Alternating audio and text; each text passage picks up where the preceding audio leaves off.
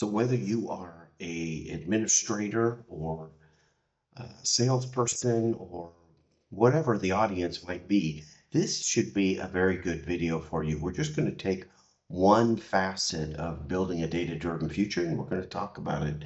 And it is how to plan out your data roadmap, how to get started with your data-driven future. So stay tuned. This is a whiteboard series presentation, meaning that all of the slides are hand drawn. So you should get some entertainment out of that. So let's just go ahead and jump into it. So really, when we're starting to build a data roadmap, a roadmap of how to get control of our data, and we're going to talk a little bit at the end about the value of this, we really have to start with the data, realizing that the data, as illustrated there on the lower left, is changing dramatically. The way we see data, the way we use data, the way data interacts with our environment is very different, and we need to be able to harness that accurately in order to maximize its potential. And as drawn there on the lower right-hand corner with the MLOps, that really is the ability to provide data models, weights, standards, and metrics associated with the data itself, as illustrated in the upper left, so that we can truly understand what the data is. So let's talk a little bit more just briefly, and we're going to go in on another video into more details around what specifically the model's weight standards and metrics are. But let's give an example here so that we can see maybe what the impact of this data is. In the lower left-hand corner, you're pulling in data from all types of sources. So you'll have data from structured data environments, for example, rows and columns, perhaps some databases that exist within your environment, your organization. You're going to have unstructured data and semi-structured data that may be critical information that resides in spreadsheets or SharePoint lists or Google Drive or whatever it is, and wherever that location is, that information may be critical to your operations as well. And so how do we take all of that data and figure out which data elements that we need in order to process ultimately in the upper right hand corner what those decisions and predictions that an AI model might use. Now, remember that data, building a data future, AI is not just the chatbot, right? Although ChatGPT and others are very popular at this, that is not, it is a objective of artificial intelligence, not the objective of artificial intelligence. AI extends so much further than that. We'll talk about that in just a moment. But what is a model, a data model? Well, a data model is putting together all of the data so that it makes sense with one another.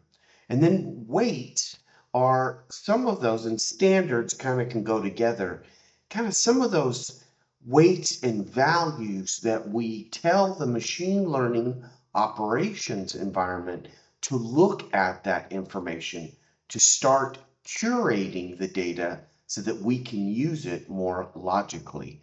Now, often within an AI model, down lower left, we're going to vectorize that data. And vectorization of the data is basically grouping the ones and zeros together in consumable blocks of information. Now, metrics themselves are those indicators, back over to the right-hand side with MLOps, are the indicators there of what is going on with the data. Look, the reality is we're going to collect a lot of data sources, and those data sources we're going to need to verify. Make sure that the data is accurate, coming from a good source, all of that stuff. And we're going to develop metrics within that MLOps environment that tells us the genealogy of the data, where it's come from, where it's going, how long it's been in the environment, when was it last touched, who was it last touched by, how many hands did it touch, right? All of that in what we call a secure AI supply chain. So all of that happens within the MLOps environment. lower right-hand side of your screen. Now shifting over, so this is the first step, really is kind of get control of that data, right? And that starts with your data catalog, your data dictionary, things of that nature. Implement a machine learning operations environment so that you can understand what your data is and be able to govern that data, curate the data accurately, so that in the upper left-hand corner, we can take the what I call the AI brain and notice that it's the models, weights, standards, metrics. And now I can apply that brain to multiple security enclaves within my environment. Now, granted, some of you that are listening, this is going to be a real deal for you because you may be working in governments around the globe or in sensitive areas where you have different security levels on your data sources that you're receiving. You're going to want to use the ability to train, and in the MLOps, lower right, in the MLOps environment, we train our information. We train this machine learning to see our information. Very similar to the way we train our own brains to see and interact with information. It's the same thing. And so we have the standards, upper left, of that brain. The way we're training our own brain is the same way a machine does it. Obviously, a little bit different, but essentially it's going to be the same type of training activity. So we want to take that training activity, that brain, and be able to share it in all types of scenarios or in all types of security enclaves. So for example, if I am learning today over years of experience and reading and studying, my brain is building and becoming more intelligent, hopefully. This process is called learning, and a lot of us associate this with early development years as we're going through school and college and such. But really, we learn all of our life, and so our brain is learning at a very, what we would call in the security industry, an unclassified level. So we're taking and just processing information at this generic, training ourselves on, 100,000 bits of data a day. Now, when I go into a conversation or you go into a conversation that may be more secure, perhaps you're talking to your wife and your family about future plans or maybe future direction for one of your children, that becomes a more sensitive conversation that not everybody needs to hear and be part of. And the data or the data sources that I'm receiving may be only data or information that my wife and I share with one another. Well, my brain that I've trained on everything that I come in contact with, I'm now going to use that same sized brain, upper left, to make decisions in this sensitive conversation I'm having with my wife. So this is just an example of the way a machine learning operation environment becomes critical, not only just for processing information, but for helping us delegate different security enclaves. Maybe we're sharing with other organizations, things of that nature.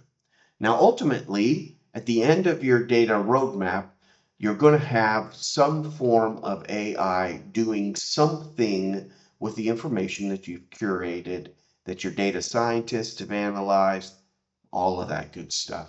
And that's really where a lot of people associate this journey with, which is artificial intelligence or chat bot type of technology like ChatGPT or Gemini or Copilot or any of those tools that people use.